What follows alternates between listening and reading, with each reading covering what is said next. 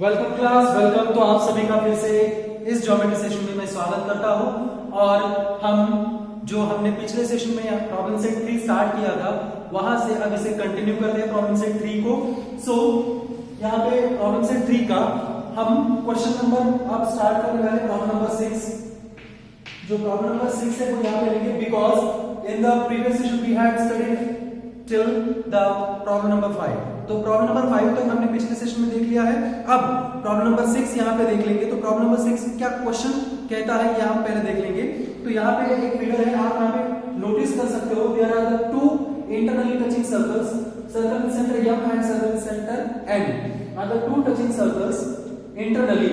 Then radii of the circles are 9 cm and 2.5 cm respectively.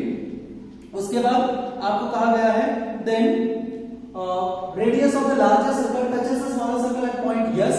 Then find or answer the following question with the find ms is to sr. आपको ms और sr का ratio भी find करना है। Find the ratio of ms is to sr and answer the following question. आपको नीचे दिए गए क्वेश्चन के आंसर भी निकालने हैं। तो पहला क्वेश्चन है आपको, that is find the length of the segment mt। Segment mt की लेंथ आपको फाइंड करना है। उसके बाद सेकंड आपको फाइंड करना है find the length of segment mn। Segment mn की लेंथ भी आपको फाइंड करनी है। उसके बाद आपको कहा गया है find the major of angle nsm। Angle nsm का मेजर भी आपको फाइंड करना है। तो यहाँ पे कुल मिला के 4 थिंग आपको फाइंड करनी है। ms is to sr का रेशियो फाइंड करना है, mn की लेंथ फाइंड करनी है, mt की लेंथ फाइंड करनी है और एंगल nsm का मेजरमेंट फाइंड करना है। तो किस तरह से फाइंड करते हैं और किस तरह से फाइंड कर सकते हैं यहाँ पे हम देखेंगे। तो सिंपल है, पहले हमको सेगमेंट mn और सेगमेंट tn ड्रॉ करने पड़ेंगे। एक्चुअली आपके फिगर में दिए नहीं है, मैंने यहाँ पे कंस्ट्रक्ट की है। तो पहले हम यहाँ पे लिखते हैं सोल्यूशन में ड्रॉ से mn and segment tn।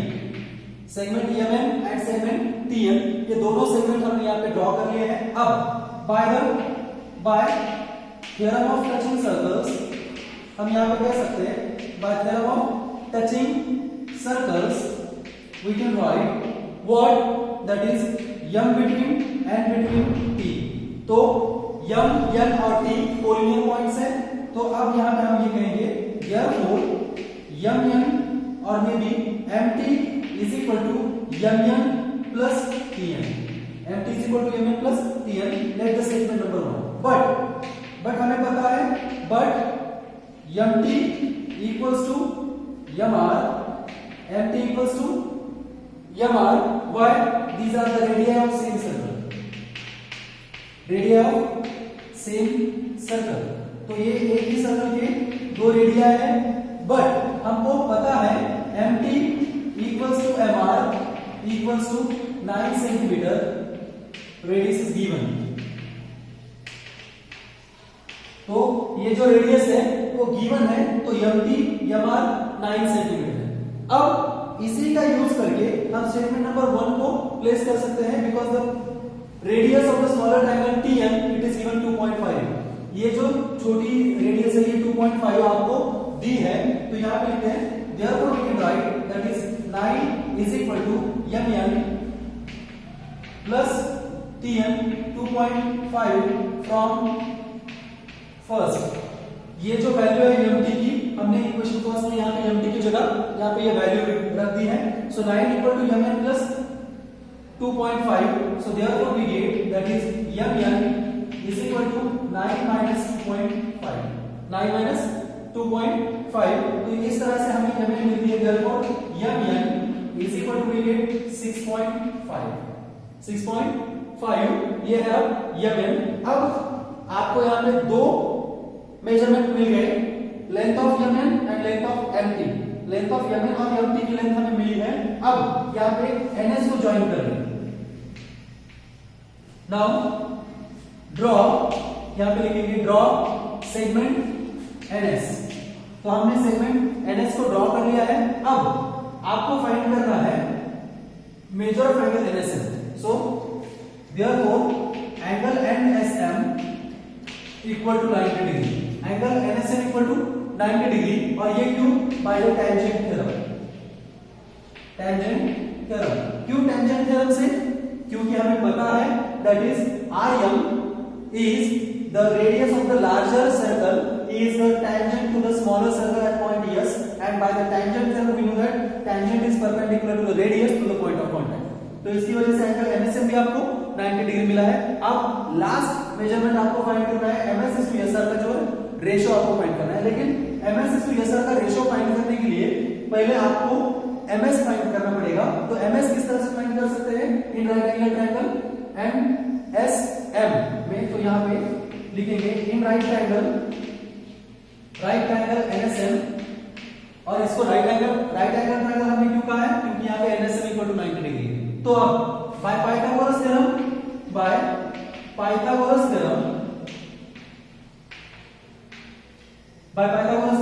We can write what, हमारे पास Mn है और NS भी है, दैट इज यहां पे लिख सकते हैं ms square is equal to Mn square minus NS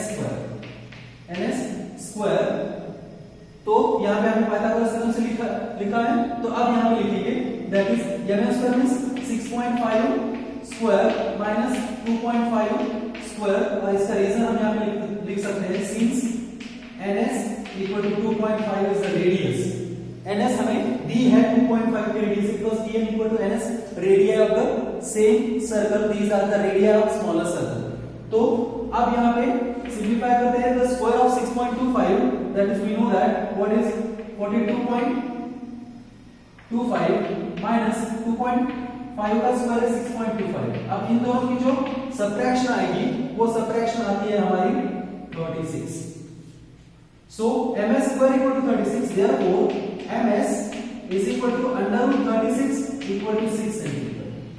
अब आपके पास ms 6 सेंटीमीटर है, पूरा mr 9 सेंटीमीटर है, तो अब इसको इरेज करके यहां पे लिखिए, ठीक है।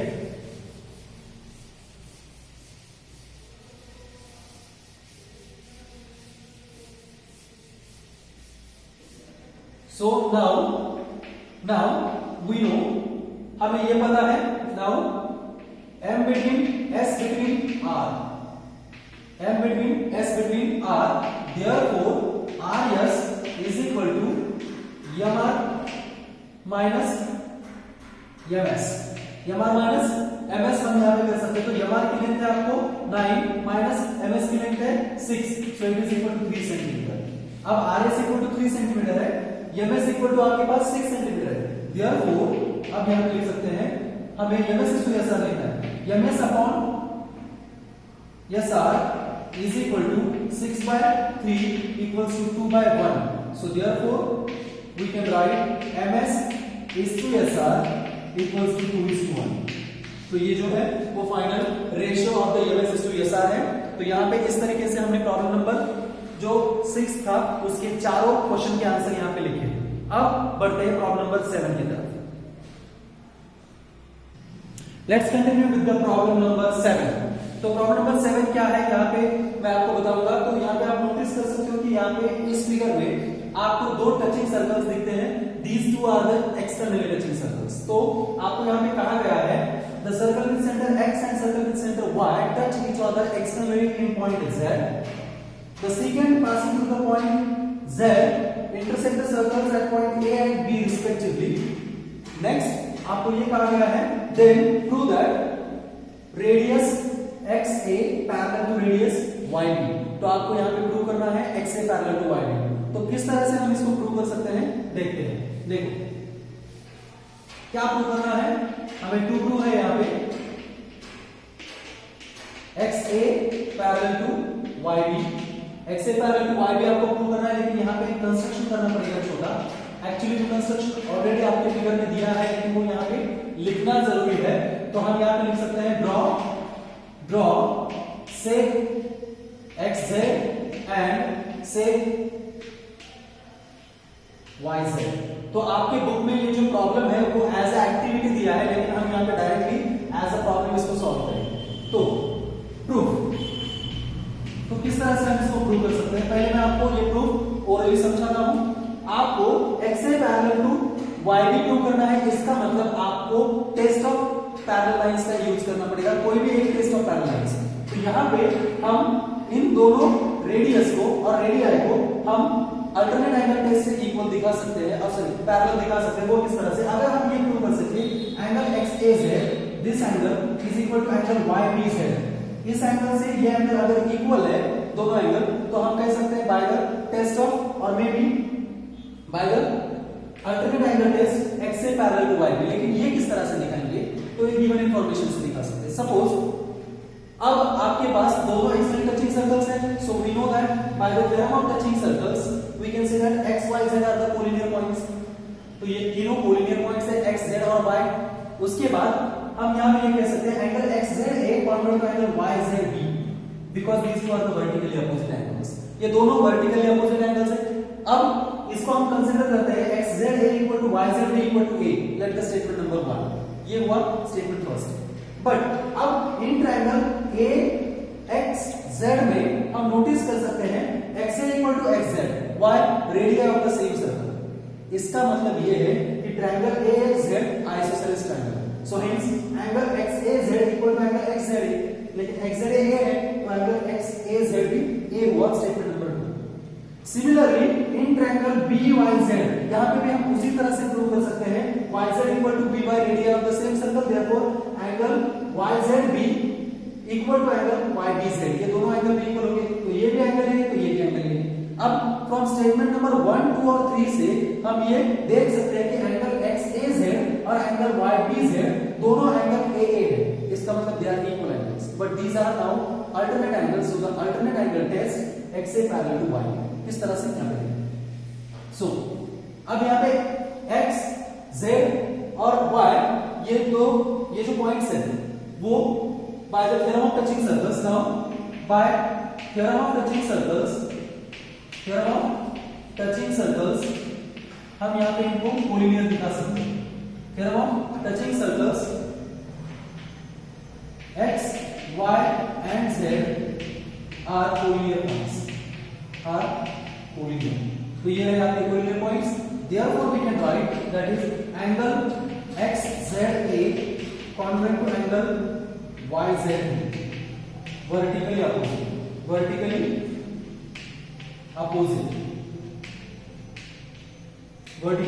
Opposite angles. इसको हम स्टेटमेंट नंबर ठीक है, इसको यहां पे लिखेंगे let angle XZA equal to angle YZB equals to A। दोनों एंगल इक्वल है, इसका मतलब समझिए इनको हम A कंसीडर करते हैं। ये हुआ आपका स्टेटमेंट नंबर 1। अब आगे बढ़े। सो इन ट्रायंगल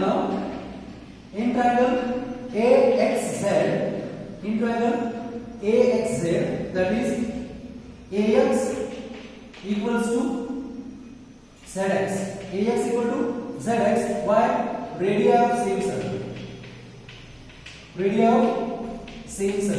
ये एक ही सर्कल की दो रेडिया है। सो therefore we can write angle which one, angle XAZ equal angle XAZ equal to angle XZA, angle XZA equals to A by isosceles triangle,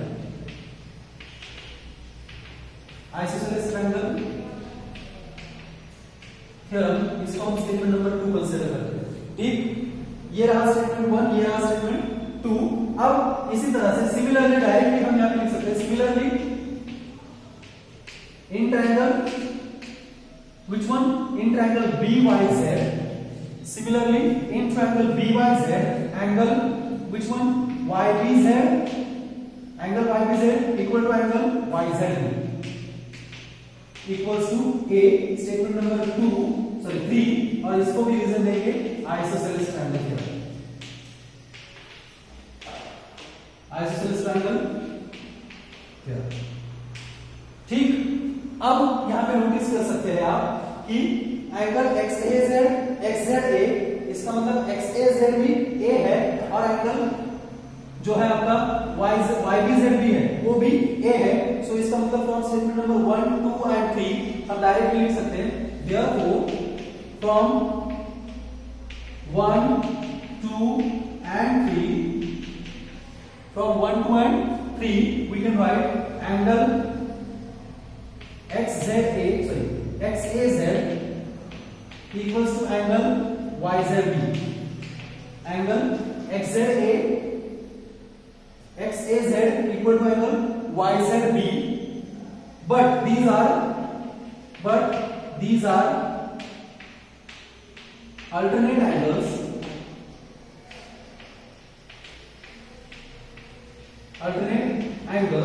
Therefore हम directly लिख सकते हैं XA parallel to YB by alternate angle test.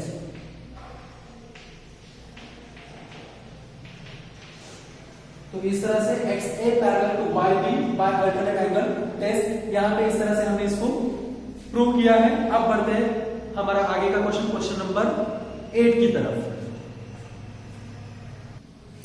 Problem number 8 देखते हैं.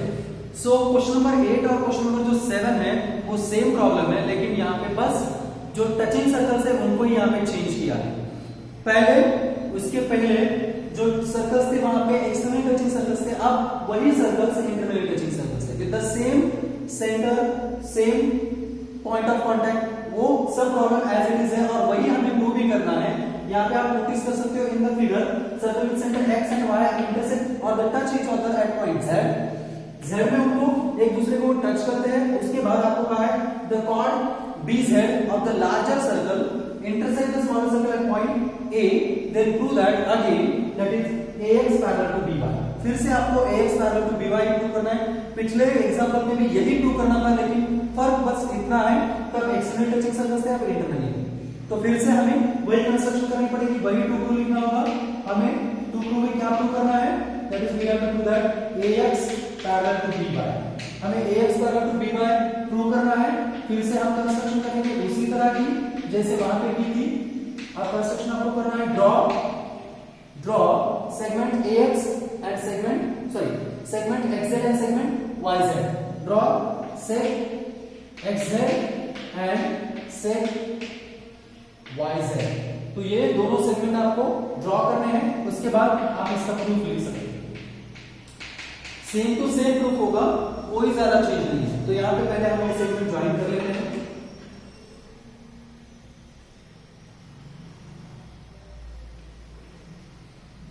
तो यहां पे हमने ये सेगमेंट XZ और सेगमेंट YZ हमने यहां पे ज्वाइन कर लिए हैं. तो यहां पे एक ही लाइन आपको दिखेगी YXZ. ये तीनों पॉइंट्स हम कोलिनियर होंगे फिर से उस तरह से bye theorem of touching circles. जैसे कि पहले एग्जांपल में था bye theorem of touching circles we can write what is points x y z are collinear. ये सभी पॉइंट्स आपके जो है वो कोलिनियर है. These points are collinear. अब फिर से इन ट्रायंगल आप यहां पे नोटिस कर सकते हो कि पहला ट्रायंगल AXZ लेंगे. इन triangle AXZ that is AX equal to XZ. Why? These are the radii of same circle. Therefore we can write that is angle XZA equal to angle XAZ by isosceles triangle theorem. ठीक है. तो यहां पे इनको भी consider करें. Let angle XZA equal to angle XAZ equals A. तो इसको हम स्टेटमेंट नंबर 1 कंसीडर कर सकते हैं. आगे स्टेटमेंट नंबर 1 आया. सिमिलरली हम यहां पे लिख सकते हैं similarly in triangle BYZ similarly in triangle BYZ we can write now what is angle YZB equal to angle YBZ. Angle YZB equal to angle YBZ equals to A. और इसको हम स्टेटमेंट नंबर 2 कहेंगे. Statement number 2, सो और क्यों isosceles triangle theorem, फिर से यहां पे भी वही रीजन, आइसोसेलेस ट्रायंगल थ्योरम। ठीक, अब आप यहां पे नोटिस कर सकते हो कि एंगल YZB और एंगल XZA, एंगल YZB और एंगल XZA, ये दोनों एंगल सेम एंगल है या Z पे क्रिएट होने वाले। इसका मतलब यही एक कॉमन एंगल है जो एंगल XYZ और एंगल YBZ इन दोनों एंगल को इक्वल है। तो इसका मतलब यहां आता है therefore from first and second, from 1 and 2, angle XAZ equal to angle YBZ, angle XAZ equal to angle YBZ, but अब फिर से but these are corresponding angles। उस वक्त अल्टरनेट एंगल थे, अब यहाँ पे ये दोनों जो एंगल है, ये एंगल और ये एंगल, ये करस्पॉन्डिंग एंगल्स हैं। दीज आर करस्पॉन्डिंग एंगल्स, और जब करस्पॉन्डिंग एंगल की पेयर कॉन्वर्ट हो तब क्या हो गए, by the corresponding angle test lines are parallel. तो यहां पे हम कह सकेंगे therefore AX parallel to BY by corresponding angle test.